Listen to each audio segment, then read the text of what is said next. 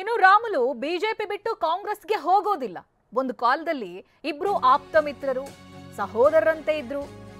ಇಬ್ಬರ ಜಗಳವನ್ನ ಬಿಜೆಪಿ ನಾಯಕರೇ ಬಗೆಹರಿಸಬೇಕು. ಇಬ್ಬರನ್ನ ಒಂದು ಮಾಡುವಂತೆ ನಾಯಕರಿಗೆ ಮನವಿ ಮಾಡ್ತೀನಿ. ಹೀಗಂತ ಮೈಸೂರಿನಲ್ಲಿ ಕೇಂದ್ರ ಸಚಿವ ಕುಮಾರಸ್ವಾಮಿ ಹೇಳಿಕೆಯನ್ನ ಕೊಟ್ಟಿದ್ದಾರೆ. ರಾಮುಲು ಅವರು ಬಿಜೆಪಿ ಬಿಟ್ಟು ಕಾಂಗ್ರೆಸ್ ಹೋಗೋದಿಲ್ಲ.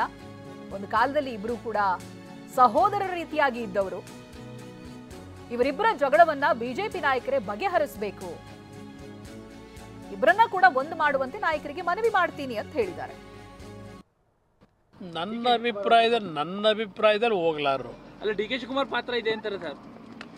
ಏನೇ ಪಾತ್ರ ಇದ್ರೂ ಡಿಫ್ರೆನ್ಸ್ ತರಲಿಕ್ಕೆ ಶ್ರೀರಾಮುಲು ಬಿಜೆಪಿ ಬಿಟ್ಟು ಕಾಂಗ್ರೆಸ್ಗೆ ಹೋಗ್ತಾರೆ ಅಂತಕ್ಕಂಥದ್ದು ಅದು ನಮ್ಮ ನಿರೀಕ್ಷೆಗೂ ಮೀರಿ ಅದು ಹುಯ್ಯೆ ಅನ್ನೋದು ನನ್ನ ಅಭಿಪ್ರಾಯ.